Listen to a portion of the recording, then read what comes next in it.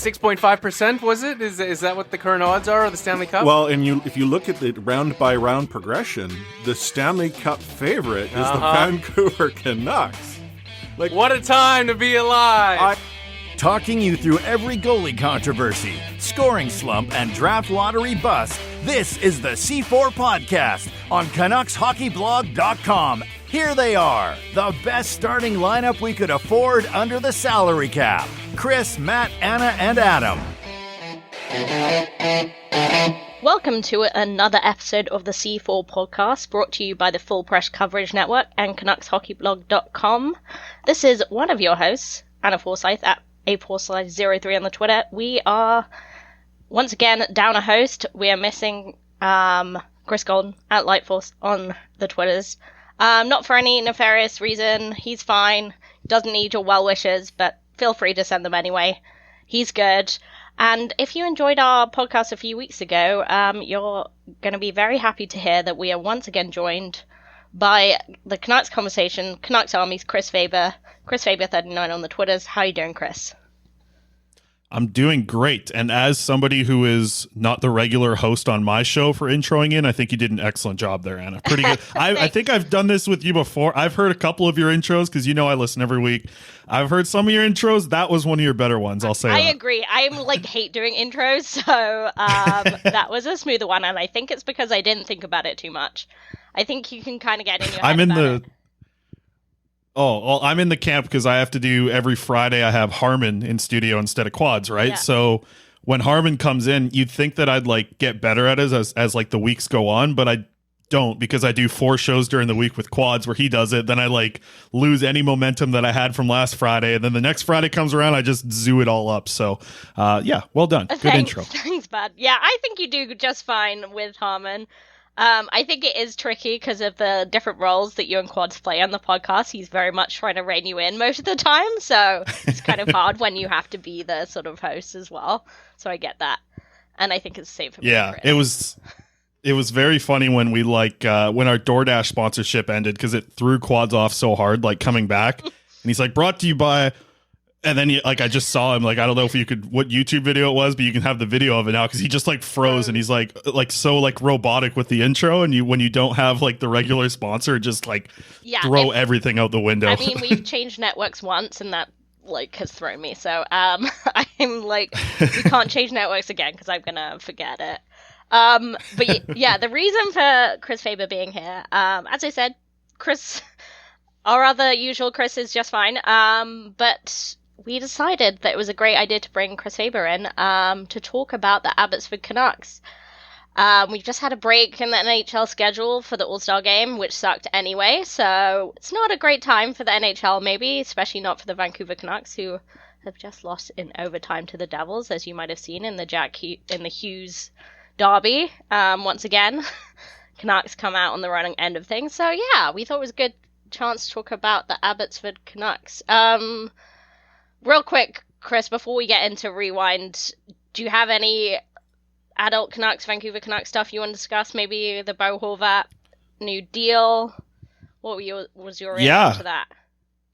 Yeah, I thought somebody, whoever was going to trade for Horvat was likely to sign a deal like this, so I don't think it came as much of a surprise. I was I'd say a little bit surprised to see it get up to 8.5 at the max 8 years. I thought if you're giving him 8 years, maybe it is something in the 8 million range, but to see it kind of be the 8.5, it was like Lou Lamoriello said, it was too long and too much money. I guess in the end, when you make that trade and give up that many assets, you kind of want to secure the piece that you got back for a long time to make it worthwhile of what you just gave up for him. So in the end, I wish Horvat nothing but success there. It's just going to be interesting to see what happens with the Islanders because I don't know. It's not like they're.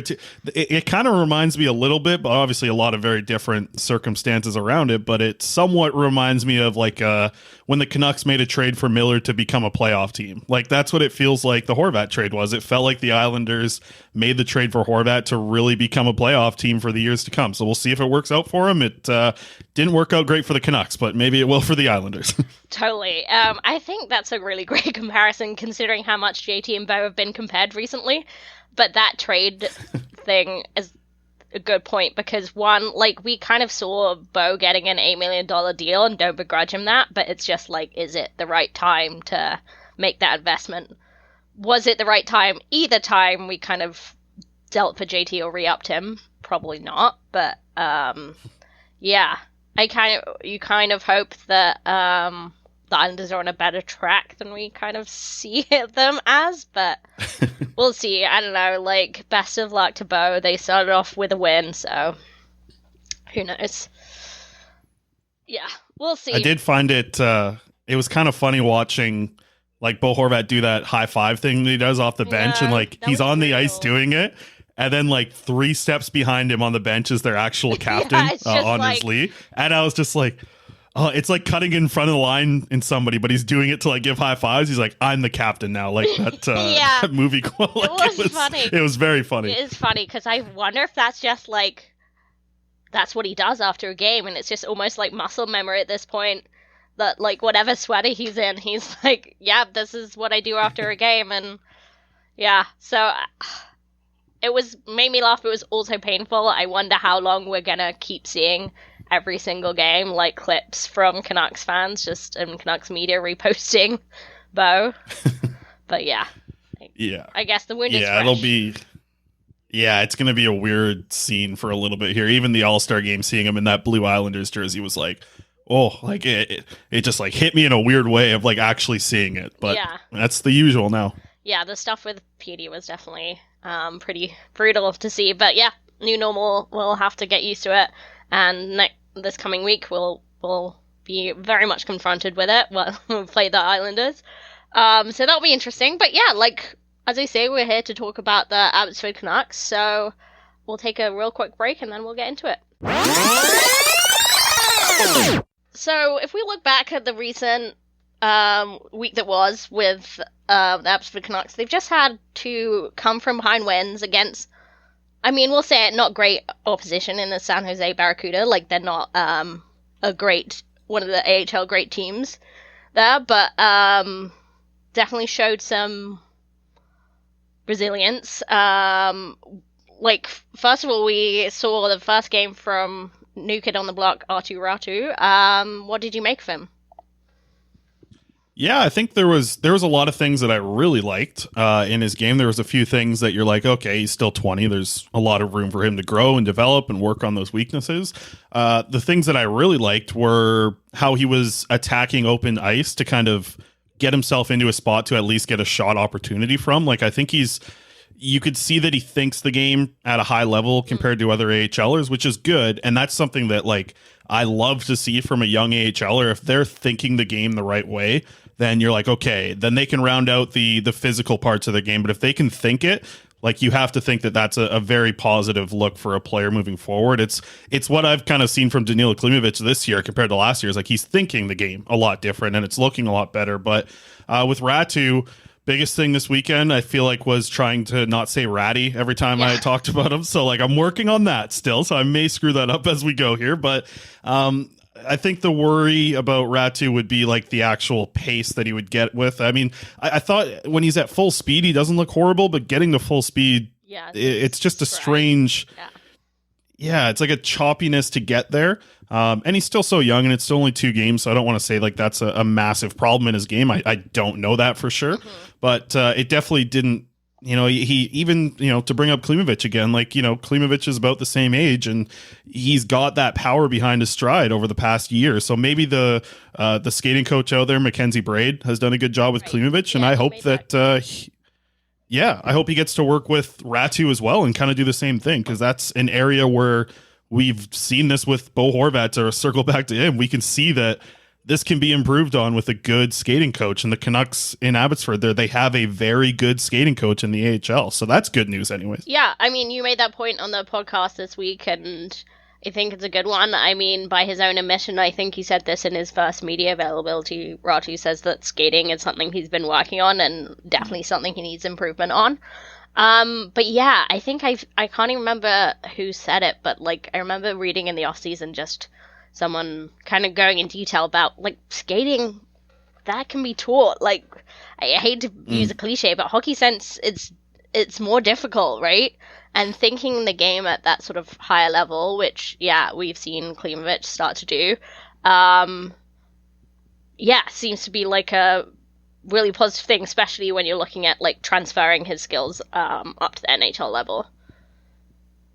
Yeah, I think it's also really good that they're using him at center too. Like, I didn't see a shift where he started on the wing, and that's really good news because maybe that day will come. But for now, when he's in the AHL as a 20-year-old, like, play the wheels off of him at center because you need centers in this organization. And if he can be the guy that is in the mix to be with Elias Pettersson and JT Miller as kind of your 3C. Like, he's got two really good shields in front of him there.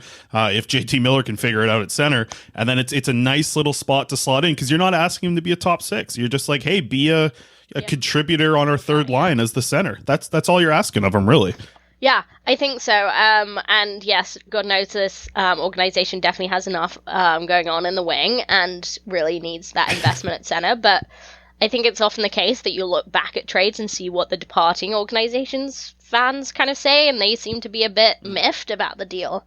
Like, they kind of like Beauvillier, they quite like Ratu, and they definitely see him as a like good center prospect. So I think that's probably indicative of like potential, at least, right? Mm-hmm. Yeah, I like to see Ratu like get a chance to play with. Like, Nils Höglander is a good example. I think Phil DiGiuseppe was a good example. Like, players that have been in the NHL and have seen what the NHL's like, to kind of be able to give him like just helpful tips or be in the right spot. Like, if you have NHL experience and you've done it consistently, like Nils Höglander has, you know, Phil DiGiuseppe before he came to Vancouver, like, these guys have played in the NHL and know what it's like. So like, I like Ratu having a line mate that is one of those guys. So I really hope now that Podkolzin's called up and, PDG's up here as well, I do really hope that we do see Ratu and Höglander play together because they could be, on the third line in 3 years from now for the Vancouver Canucks. So get that chemistry going now and get a chance for Ratu to play with a guy who's got a lot of NHL experience in Nils Höglander now. Yeah, totally. And speaking of the call-ups, so we did see this week Podkolzin, Niels Arman, and Phil DiGiuseppe get called up from Abbotsford to Vancouver, and you have to say they kind of hit the ground running. Each one of them tonight looked really good. I think I just heard maybe it was Daniel Wagner described Niels Oman as like having pep, which I can't imagine associating with him when you see him in everyday life. But yeah, he looked like they all look good tonight, right? Yeah. Well, what did you think of like Amon in the AHL? I thought for a little while he had a lot of confidence when he came in to shoot, but I felt like he kind of turned back into the NHLer that he was later on in his AHL stint. Like, what did you think of him?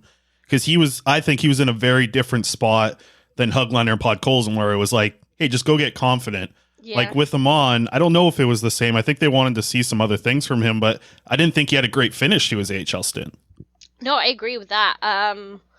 Yeah, it's strange to see because it seems to have been the same thing in the NHL, right? Like, he started off pretty strong, pretty consistent, and then the star faded, like much like with Dakota Joshua, or a player like that. It's just like that kind of solid third line, kind of fourth line contributors like really faded off pretty quick, and it did seem to be the same way with Nils Arman, because you're looking at like people going down to AHL, particularly someone like that have spent an extended time in the NHL to be like standout, right?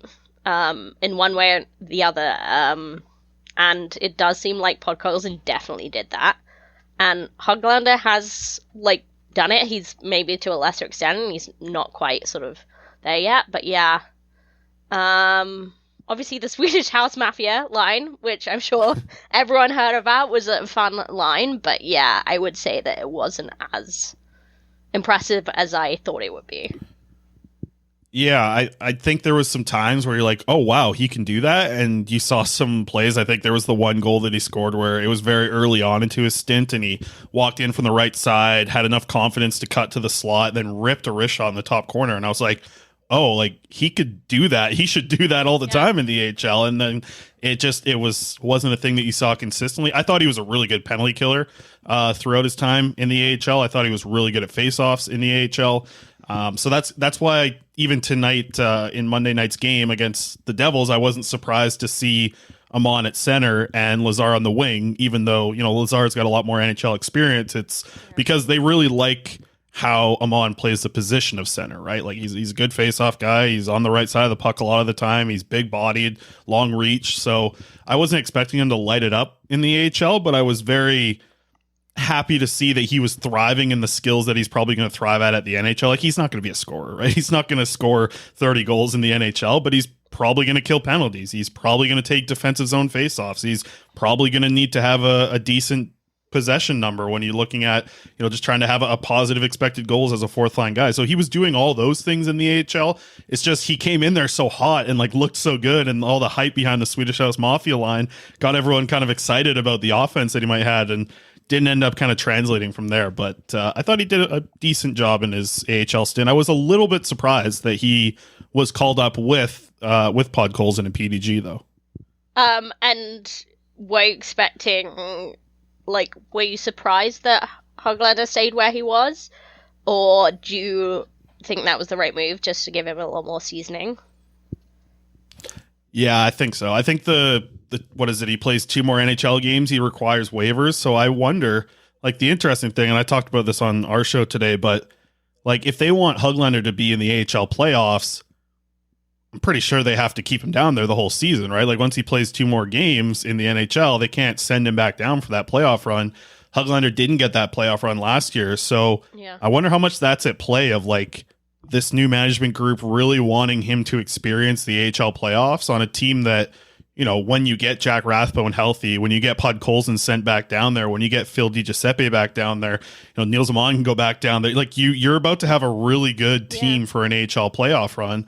I wonder if they want him to be a part of that more than they want him to be a part of what the NHL's doing this season. So, yeah, I don't know how much longer he's going to stay there because it's NHL or bust really at this point for Höglander if he comes up again. So, yeah, it'll be interesting to see what happens here. Yeah, that's an excellent point. I do think, if it was just about the AHL playoffs, I don't think the Canucks management would care that much. I don't know. They want a successful AHL team, but they want the developing talents more. But if you look at this season, they are a bit resigned to the fact that, it's not going to matter too much. Where the Canucks end up, I'm sure Toko wants the most stacked team he can get to try and, prove his worth. But yeah, in terms of the management, I don't think they're too concerned about, how the season finishes off. So, I think it's probably for the betterment of the Vancouver Canucks long term if Höglander stays in Abbotsford. Yeah, and I mean, how much have we talked about it that that was the Pittsburgh model, right? Keep your guys in the AHL until they're absolutely NHL players. And I mean, I think Höglander on good nights is absolutely an NHL player, but on his bad nights, yeah, he isn't, right? He doesn't look like an NHL player some games. And I think most games he looks like an NHL player, but you want to probably get him to that point where every game he looks like an NHLer because he has that much skill and speed and good pace. I wonder if they keep him in the AHL the whole season here, kind of remaining. And, he didn't start the season down there, right? He's only played 20 games in the AHL up to this point. Podkolzin was there longer. He played more games for them. So it'll be interesting if they keep him. Now, there's still a lot of games left in the AHL too, right? Is it 27 games or something like that? There's still a lot of games before the playoffs, but I don't know if he's going to benefit from getting into the mix at the NHL that much. Yeah, and the Abbotsford Canucks, I actually do not have the standings pulled up here, but I think they're sitting at second or third.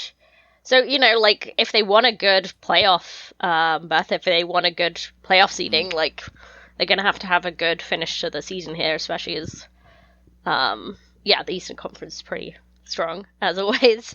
And yes, I don't think many Vancouver Canucks fans blinked an eye when Abbotsford crashed out of playoffs last year after promising end to a difficult season.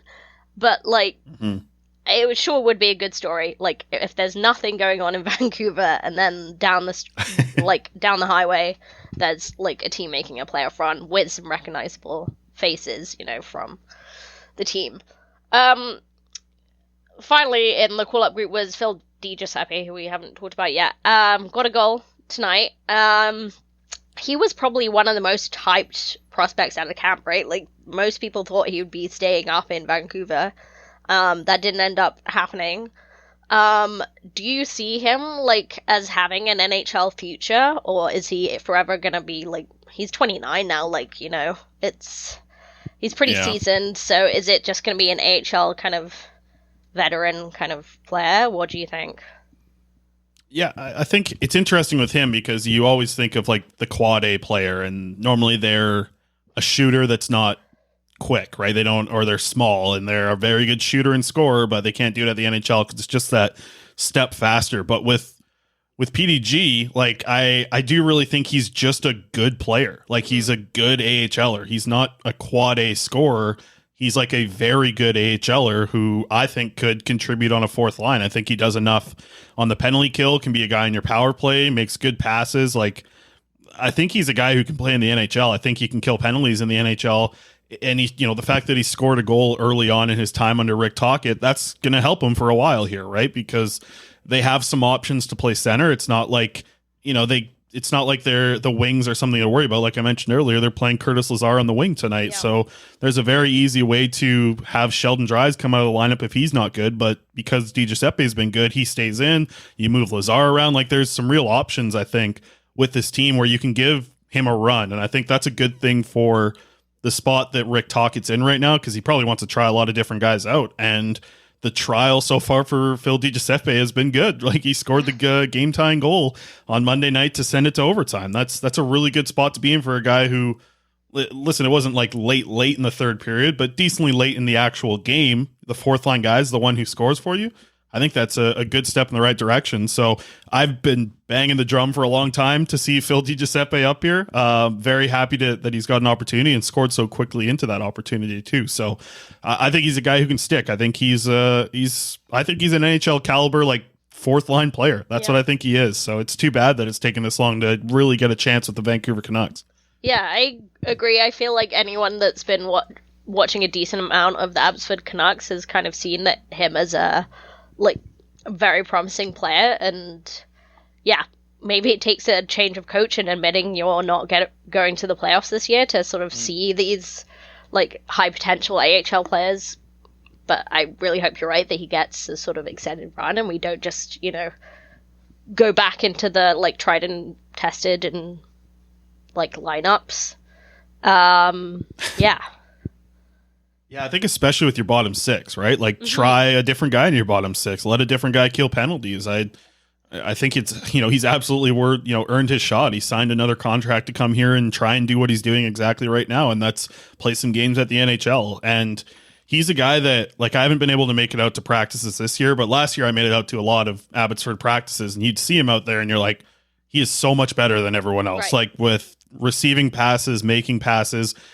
And it's funny because now, like this year, I've gone to every Canucks practice in Vancouver. Right. Last year, I went to a lot of Abbotsford, and you just see like how different passes are from the NHL level to the AHL level. It's so obvious in practice. It's so clear when the defensemen are on the blue line at the end of practice shooting pucks. It's everything about the practice is a very different level. And I don't think Phil DiGiuseppe is going to look out of place at a Vancouver Canucks practice. So that's another way to kind of evaluate how I think he could fit in the NHL and why he should fit in the NHL. I think you're right. It was funny. I was watching the game on Friday night, and my roommate came back. He doesn't watch a lot of hockey, and he was saying, like, oh yeah, I can tell this is an AHL game. And I think that's exactly right. And you might be able to, like, it'll be dependent on who's on the ice, but yeah, like, there is a huge difference, and if you can fit in at the top club, that makes a big difference. And, like, you know, I'm a huge Sheldon Dries fan, but, like, like, Team Sheldon all the way, but, like, you know, does he need to play every game from here to the end of the season? Like, no. Like, he can definitely be someone rotated in and out. He's not going to be the difference maker, and he's kind of similar to that Phil DiGiuseppe model in that he'll come up with that spark late in the game and score a goal. And I think Phil DiGiuseppe would be like it would be a great time to showcase that kind of skill of his. as we go. Yeah. Well, that's the thing with Sheldon Dries. Like, it's almost like he's more of a quad A player than Phil Giuseppe in my eyes, because like the only thing that's really giving him a better chance is like, you know, at least Dries can take faceoffs and can play center. And yeah, he scored more goals last year, but he was in a great spot on the power play last year. So it'll be interesting. Like, they have, I think the kind of big takeaway from this conversation about him is like to try the options. And that's exactly what I think this new coach is going to do with this team, specifically, like we've mentioned, what they're going to do in the bottom six. Because one thing we've seen so far in these NHL games under Tocchet is they're rotating these lines hard, right? Like, it's the Willie D model of just rolling four lines almost. And, you know, the fourth line guys are going to really get an opportunity. So for a guy like Phil Giuseppe, I bet this is perfect for him. This is perfect. Now that he's in the NHL with a new coach, he just has a chance to prove himself. He scored a goal now very early on into this. Like, roll with it. Like, get hot, roll with it, and be good on a fourth line. Because, well, Curtis Lazar scored his second goal of the year, and he's been on the fourth line all year long. Like, this is a huge opportunity for Phil Giuseppe. Yeah, definitely. I mean, the quick sort of sidebar on the, like, thinking of the Team Sheldon thing and the kind of small differences, like, Sheldon Rempel's, like, been playing for the Henderson Silver Knights, and, like, I don't know how much time he's spent in the NHL this year. I don't think he's playing every time I see him in the AHL, so I don't think much. And, like, at least last year, I think we were both surprised when Sheldon Dries got the call over Sheldon Rempel, and we kind of assumed that Rempel was going up and, like, he might be the more dangerous player, but, like, Dries has just spent the majority of the season in the NHL just kind of by being that utility player, but it's fine margins, really.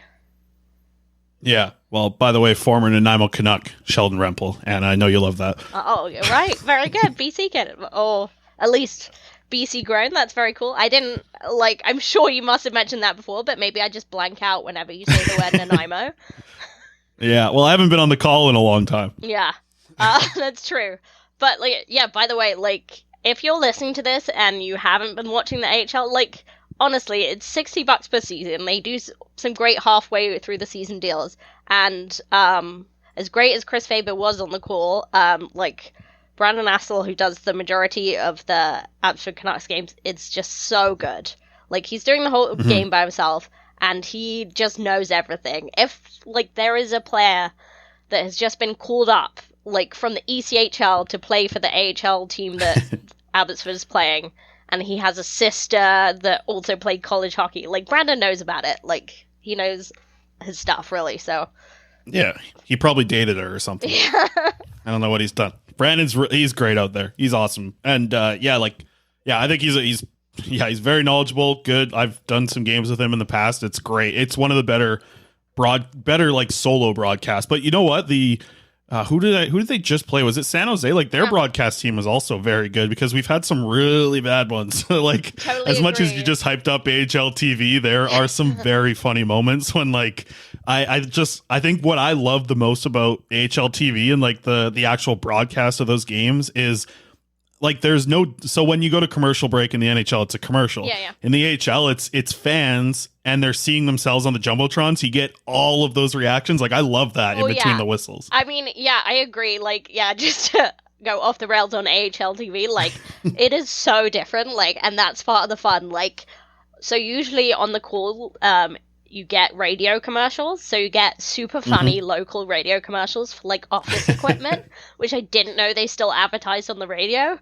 Or sometimes you get it where they don't have commercials, they don't know they're still on mic, and they will just continue to talk. Like, I've heard it all the time, especially in intermissions. You just get, like, whatever the broadcasters, like, are talking about, which is just super funny. So if you want a difference from, like, the polished, quote-unquote polished version, that's the NHL. The AHL is definitely that. Also, all their intermission activities are hilarious. Like, they're so good. It's so good. Abbotsford often has this very cute dance team who are, like, little girls doing their dance, and they're pretty awful, but very sweet. Yeah, I really want, this is really off the rails now, but there was, like, the Taekwondo one at Rogers Arena. They need to get that out in Abbotsford. That was still the best, like, intermission thing that I've seen, and that was incredible at Rogers Arena. Yeah, I don't think a lot of people got to see it because it was at Rogers Arena, and it was just like it was way better than like it was a horrible Canucks game at the time. It was at like the march of letting Bruce Boudreau go, but that intermission taekwondo was incredible. That was awesome. But I like the AHL broadcast as well.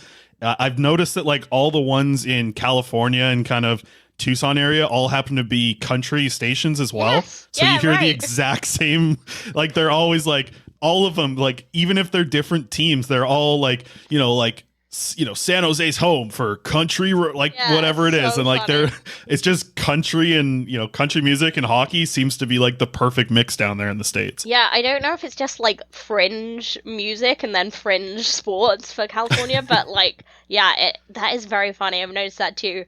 As you say, it's a pretty mixed bag, but yeah. I don't know who the guy on the San Jose called, but he was pretty good. Also, the Calgary Wranglers have a female broadcaster who is very good. I forget her name, but she's really good. So those are the ones you got to look out for. Yeah, absolutely. I think I'm forgetting the San Jose guy. I'm forgetting his name, but he used to be the Utica Comets play-by-play guy as well. So he, if you remember on the weekend, he's like telling stories about Carter Banks and Jalen Chatfield and stuff because he used to be Utica's. Okay, this makes so I think much Zilch sense is his last name. Yeah. Yeah, I totally remember him, but I don't remember his. Because didn't he get a call up? Didn't he call the Islanders games for a while? I thought he got sort of.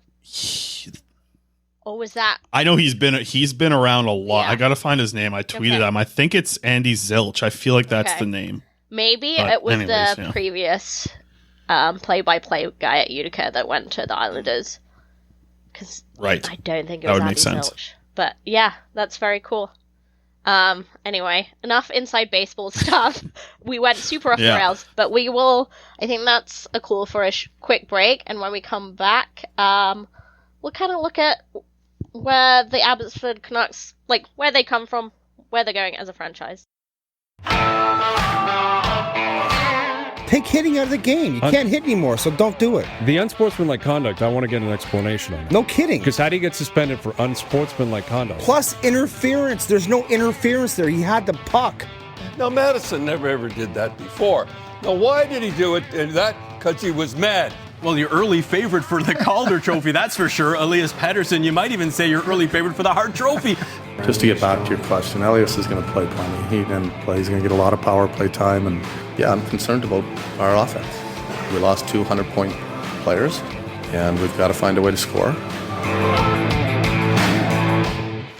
Okay, before I forget, because I didn't put this in my notes and I thought I'd just remember it, and I didn't. Let's, before we kind of go back in time, let's kind of look at the two of the more high-profile prospects in at Abbotsford, and we'll look at, like, we talked about him briefly earlier, but Danilo Klimovich and Artur Silov, like, they're kind of very much, like, highly touted guys,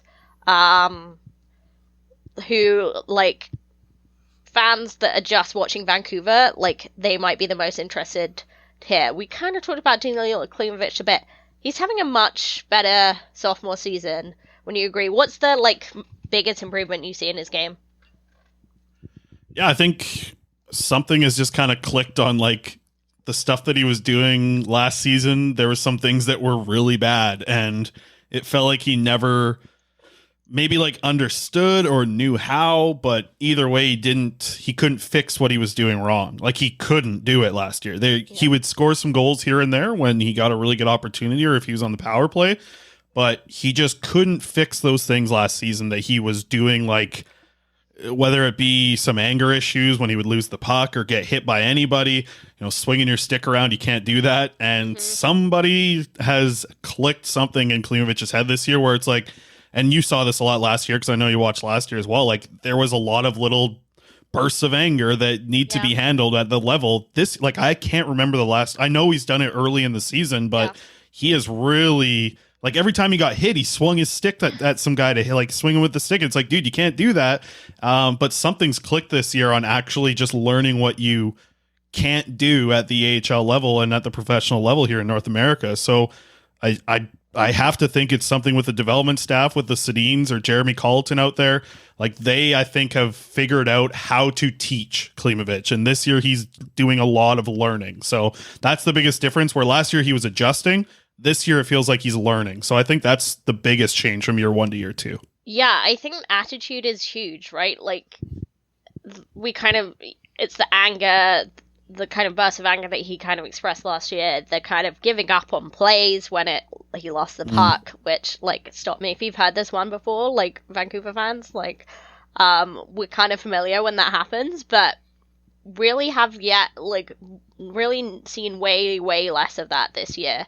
And yeah, you wonder if that kind of understanding the North American game, understanding the ice and, like, the play a little more, has led to him being less frustrated. And yeah, you have to think that, like, the kind of mentorship is part of that. Yeah, I think that's been a huge part. I also think, just like from a comparing skill from last year to this year, I think he's done a much better job of being consistently able to handle the puck and shoot the puck. Like last year, there was a lot of fans on passes or on shots, but this year he's like, when he flexes his stick, it's going to turn into a shot. And whether it be a shot on net, a shot that misses the net, a goal, whatever it may be, at least he's getting the shot off, where it felt like last year, like we saw when he released a good shot, and he didn't release a good shot every single time he attempted one. Like it was last year, you saw it little tiny bits and pieces. This year, like there is a much more consistent way of shooting that he's doing that's just a lot more impressive than what we saw last year. So like consistency and learning and paying attention to the defensive zone and work ethic, like it's night and day. Like it really is night and day. Like there's obviously still a lot for him to work on. Like we just did our Canucks Army. Well, we're in the middle of it, and he dropped in our rankings to number 4. But like I feel like he's taken a huge step still at the same time. But at the same time, there is such a long road before people really get excited about seeing him at the NHL, because the things that people are seeing on Twitter are, you know, Cody's highlights or my highlights, or, you know, Abbotsford's putting them out. And yeah, like if you just watch that, you're like, God damn, like he's very, very good. But there's a lot of things, and there's a handful of games you'll see where you're like, oh, like he still hasn't figured it out yet. But I think he's getting there. Like I do think he's getting there. And the thought of him being an NHLer from this point, like today, compared to what it was a year ago, is night and day difference. I think if he continues on this path that he's shown this season, he will be an NHLer. Yeah, I think that's a like great kind of message of hope, but yeah, cautious optimism with him. Yeah, and I do think like it's kind of like you said, like he was just not able to think the game last year, and like he couldn't put together like a strong shift finishing in a shot like too often, whereas now it's like it's like almost a full game that he's playing. Does seem like Jeremy Colleton, like I don't know how high my hopes were when he came in. Don't know if that's just because of like background with NHL, but it does seem to be that players are playing pretty hard for him and developing like pretty well for him. Like, what do you think the difference is between, like, you know, Trent Cull's, like, years in the AHL and Jeremy Colleton? You know what? I actually find it kind of interesting of, like, so for Trent Cull, like, I think he's an excellent, like, people person and, like, players coach. Yeah. And it's almost mirrors the NHL, because Bruce Boudreau was like that with the Vancouver Canucks, and Rick Tocchet apparently has more of a system and wants these guys to play more defensive. I really think it's very similar to Jeremy Colleton. Like, he is a guy who really believes in structure. He really kind of leans on his assistant coaches to be a team as they're coaching this group. I just think Colleton's done an excellent job coming in, and like last year, you rarely saw a period where the Abbotsford Canucks allowed 5 or less shots. But this year, like it's like at least one period a game, Colleton has his team just locked in, and they're giving up like 3 shots a period or 4 shots a period, and you're like, that's defensive structure. I think he's got the forwards really helping in their own zone. I think there's a plan for how to break out. I just think Colleton's doing a hell of a job out there in Abbotsford, and I think Trent Cull did a really good job of making people comfortable, and it really, I think that situation that Trent Cull was in from coaching them was like, I think that's why we saw Sheldon Dries rip it up and Sheldon Rempel have such a good offensive season, because those players really thrived under having like a player's coach who makes you in a good mood and needed like arm around the shoulders, someone to believe in them to sort of like reignite that play. Yeah, exactly. And those vets, they thrived. And I think under Colleton, getting these young guys to play in a very structured type of play is really benefiting them, because a lot of these young guys need to learn that and need to work on that. And when you're in a system that's actually forcing you to be like that, I really think you're gaining a lot. And Danila Klimovich is a perfect example. Like I also love that Jeremy Colleton's playing Danila Klimovich with Arshdeep Bains so much, like, because Bains is so smart. He's probably the smartest, like, I think he's the smartest hockey player on that Abbotsford Canucks team. I don't think there's a smarter player who understands the pace of play than Arshdeep Bains on that AHL team. And the fact that you put him up there with Danila Klimovich to play on a similar line, I think he knows exactly what he's doing there, and it's worked out well. Those two have looked really good so far together. Yeah, I think that's really important, because like that's what the Canucks farm teams over the years have really suffered with, is the developing the young prospect into an NHL player, or like really keeping that development up. You see teams around the league and the AHL that have these great vet players that are leading the way in scoring. I think I remember like watching the Abbotsford Canucks get kicked out of the playoffs, and it seemed like every scorer on the other team was like either an ex-Canuck or some other NHL vet that was like over 30, and it's just like, that's great for like making it to the second round of the playoffs or whatever, but like is that what you want your farm team to be? Yeah, what was it the other night? We saw Adam Cracknell drop the gloves with somebody. Like, unreal throwback. Honestly, like if you watch the AHL like regularly, you'll just like have these moments where you're like, oh my god, I remember that guy. Like whether it's for the Canucks or like some other team. But yeah, there's some really familiar players that like you're amazed they're still playing hockey, but they are. So yeah, I'm convinced that Derek Pouliot's going to be an AHLer till he's like 58. Like he's going to be in the AHL for another 30 years. I mean, I think he scored on the Abbotsford Canucks both games over the weekend. Yeah, and like that Gulls team, I was just trying to look at the Gulls team, see if I can remember who was scoring against Abbotsford last year. And of course they have Ollie Levy and Michael Del Zotto, so yeah, right. They're still making a living out of hockey, so fair play. Yeah, we talked about defensive responsibility, and I do think you're really seeing that from the forwards group this year, which is great. But like on the back end, getting to Artur Silovs, really tricky task this year. Like he's basically been holding down the fort by himself. The Abbotsford Canucks signed an emergency player in Jake Kupski from the ECHL, who has tried his very best, but I think you can see a sizable difference when he's playing compared to Silovs. What have you thought of Silovs' game this year, and then him responding to that challenge? Yeah, I think it was going to be an interesting spot for Silovs. Like I said going into the season, that to me, like a very good scenario would be if he is working his way through the season and then is the starter for them in the playoffs, right? Like that would have been a very good developmental season for Silovs, but he got pushed into that role because Colin Delia had to come up with the Thatcher Demko injury.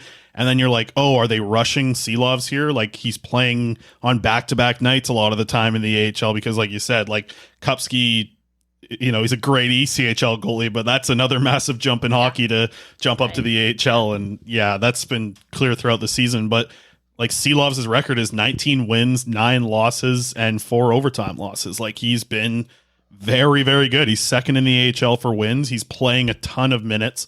And I think it's kind of, to me, like sped up his development as well, where I didn't think he would be an NHL or an AHL starter at 21, because I thought he'd have this season to figure it out, next season to be a starter, and then push to be the backup the year after that. But like I could see him. I just think that there's so much in Silovs' game that I like from him being so just kind of athletic and flexible and big, and there's a lot to like there. But he's, to me, like, and I just wrote about this, he's gonna be number 3 on our prospect rankings, which drops tomorrow.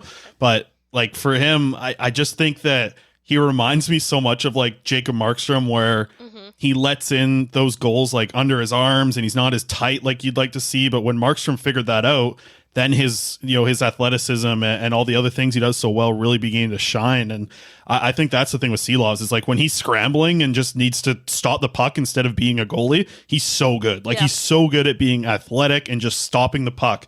But the thing that he needs to work on is like being a goalie. And you're in the perfect spot to learn that because you're here with Ian Clark, probably the best goaltending coach in the world. So you're in a great spot to learn how to be a goalie instead of a guy who just stops pucks. And I think that's where Seelovs is at right now. And very high on this guy. There's a reason why we put him at number 3 on the rankings. Like I think this guy's going to play in the NHL and be an NHL goalie. I don't know if he'll be a starter, but this year has been a really good stepping stone for him to get this experience. Yeah, and speaking of Jacob Markstrom's athleticism, don't know if you caught the overtime between Calgary and New York today, but like he was like fully athletic today. It was very exciting overtime. So, yeah, maybe catch up on that if you haven't. I will. Yeah. But yeah, as you say, our Seelov's gap control, like certainly something he could work on.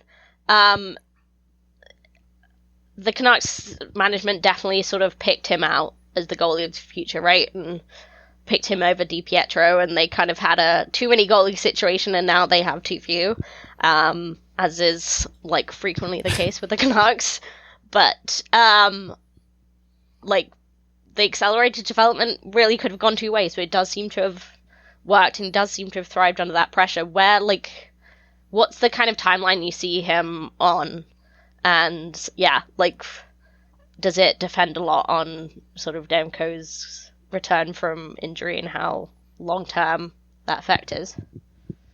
Yeah, I expected him to kind of come to the NHL, not this season, not next season, but the year after that, like come out of training camp and be the guy who fights for a spot then. But if you remember, like after Thatcher Demko like took the reins in Utica and ran with it, he was begging for a call up kind of in January there. And then he ended up getting that opportunity. So I wonder if Seelovs is on a similar path. He'd be a year younger than Markstrom if he does, or sorry, than Demko. I got too many goalies now in my mind. I don't like this. But like, you get to, if he gets here, say in January or February of next year, just to play, like it's all going to really depend on where the organization is with their goaltending with Thatcher Demko, also how they look as a playoff team next year. So I don't think that there's a date kind of like that's a for sure timeline for him to get here. But I think for sure, not this season, not next season, but the year after that, he's coming into training camp to make the NHL for sure. Like I think that's the time where he for sure is going to try his hardest and make it clear that he should be in the NHL. So he's a couple years away still, I think. Yeah, that's fair, and we don't want to rush development as we have in the past, especially with goalies. I think that's really important. Just to sort of widen the conversation a bit, how have you kind of found the big question, but like the sort of 2 years that the Canucks have spent in Abbotsford, do you think it's really changed things to have that sort of farm team close by? I honestly think like having the Sedins being able to go between both franchises is one huge thing. The lack of travel time for injury call-ups is huge, and that sort of just keeping an eye on things. Do you think it's like been a massive difference? And yeah, would you say it's a success or a work in progress? I think it's an absolute success, but I also think they've made changes throughout this season that have been really good for the fan experience. Like when I'm out in Abbotsford, I'm the only media member. So like some behind the scenes stuff here is like, I know everybody. I know the whole socials team. I know every security guard. Like I know everybody out there in Abbotsford, and they know me. So we're like, it's kind of interesting to watch what they've done this year specifically is like we came into this year and they didn't have, especially last year, they didn't have a great socials team behind it. They had a little bit, they had a very bare bones thing.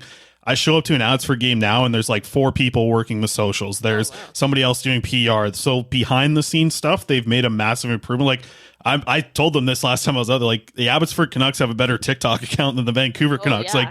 Like they do a hell of a job on some of their socials. And that's the certain. Yeah, Warriors are incredible. We know why the Warriors are so good.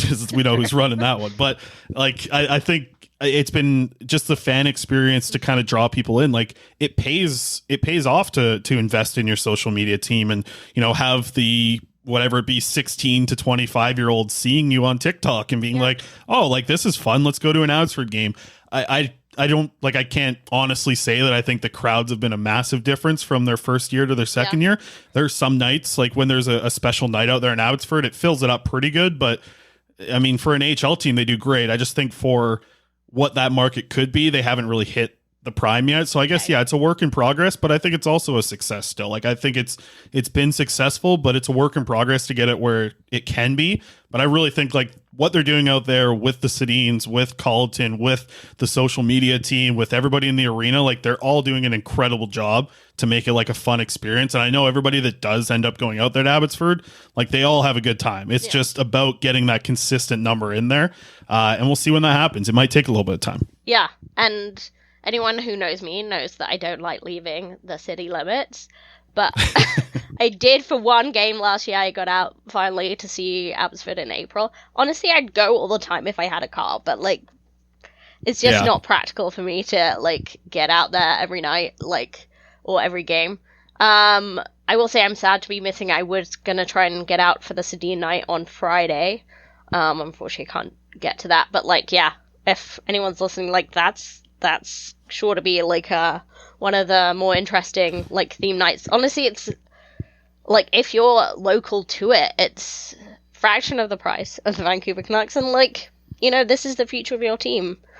So I think it's worth going to. I think overall that they've done a good job of like what you just said there. Like, this is the future of your team. It didn't really feel like it that much last year because it's like how many guys were actually going to be on the NHL roster, but now like, you know, people that were going out there the last couple months got to see Vasily Podkolzin and Niels Höglander and Linus Karlsson, and like a very fun team that does have NHL potential. So, you know, you've kind of always had Artur Silovs out there in the 2 years, but he wasn't even playing that much last year. No. So like this year is a lot more of what you just said of like, yes, this is some of the future of the NHL team. And Atu Ratu is only going to be a massive boost to what that already is, because now he's, you know, one of the top prospects in the system and he's already here in the AHL. So that's massive. It's a big win for what they're going to have moving forward here. And I think that's going to be the kind of way that this team uses the AHL team moving forward. Like I would expect to probably see Jacob Truscott be there next year, who's a defense prospect. Yanni Yermo, another defense prospect, be there next year. I don't think Lekaramäki's going to be there. I think he's going to stay in Sweden, but you know, they're going to try and make some pushes to get their prospects there and be like, hey, look what happened to Danila Klimovich working with the Sedins, right? Like, this is an example of how we can develop. Quite a big sell, right? Like getting to work with the Sedins, like that's like a huge sort of difference maker, I guess. It's funny. Just, you mentioned Linus Karlsson. We haven't even talked about him, and episode's almost over. But that's kind of the time right now that there is quite a few exciting players. Like I've really liked watching Linus Karlsson play, I have to say. Is there anyone else like? Big surprises this year for me? It's like Kyle Rao. Like I had never heard of him before, and just like his consistency in scoring has just like really surprised me. So, is there any like player that you just really didn't see it coming, their development this year? Yeah, I think the two quickly is like Christian Wolanin. I'll keep it really short since we are wrapping up here. But like he should be in the NHL. I just watched a full game of Riley Stillman, and I could tell you that Christian Wolanin should be in the NHL. And then the other, Tristan Nielsen, the fact that the Canucks haven't, I mean, like he's really good in the AHL, so I understand maybe why they haven't given him an NHL contract. But if he continues to play like this at the age that he's at, and somebody actually like does a scouting report on him and watches what he does in the game, aside from the highlights and the points, like some NHL team is going to be like, this guy might be worth a contract. So I think Nielsen, the OG dog, he's going to be excellent for this team moving forward in Abbotsford. And I hope he stays out there because, I think he might be a guy that can earn an NHL contract here pretty soon. Yeah. Vancouver Giants success story. And hopefully could see him, in Vancouver at some point. I think we'll pretty much leave it there. I think, as we've shown, like we've talked for like almost an hour, just about the Abbotsford team. Like this is an exciting time, and I think as bleak as it looks for Vancouver at the present moment, I think we're seeing tonight. There is some excitement and some future and potential in Abbotsford. So keep looking out and keep consuming the content about it. Like, as we mentioned, Cody Severson does a really great job covering the team, so read his articles, watch his clips. But yeah, like, and definitely listen to Canucks Conversation, because Faber's prospect reports are, like, always great, whether he's talking about the Abbotsford Canucks or future Abbotsford Canucks. Yeah. No, those are good. And I appreciate it because my co-host falls asleep half the time pretty much. So yeah. It's good to know somebody likes them. I'm definitely listening, Quads. Yeah, I might be trying to cut you off. But yeah, I always enjoy that moment. Yeah, so do you have any final words, Faber? Anything exciting coming up with Canucks Conversation or Canucks Army you want to plug? Yeah, nothing really on Canucks Convo. We're back to 5 shows a week, except we'll be taking the Tuesday off this week to go do some content for one of our sponsors. But I guess at Canucks Army, I got my top 10 prospect rankings, Right. which was like, I was so excited to like hype up. Comes out today. Sorry, go ahead. No, I was just going to say that'll come out today, Tuesday, as people listen to this. Yeah, right? So number 3 will be on Tuesday. Number 2 will be, Wednesday. And then Thursday we'll wrap it up with number 1. Actually, we're going to have a number 0 because I didn't have time to put Ratu in like a real rankings. Yeah, that's right. But it was funny because I was supposed to kick off like, it was going to be all-star week every day. There's going to be no news except my prospect stuff, so people are going to really be into it. Then it's like, I dropped number 10. That's cool. It goes well. It does really good with a lot of people clicking it. And then right before I'm about to drop number 9 of the rankings, they trade Bo Horvat, and it's like, oh, well, nobody cares about my stupid little prospect stuff anymore. So that's where I'm at with that. But hey, we're in the final 3 now, so we're rolling into the final 3 here. Yeah, everyone's forgotten about Bo. It's fine. At least until Thursday. So yeah. Anyway, it was such great fun talking with you, Faber. So thank you so much for joining us. If you've gotten this far, make sure you're subscribed to Canucks Conversation.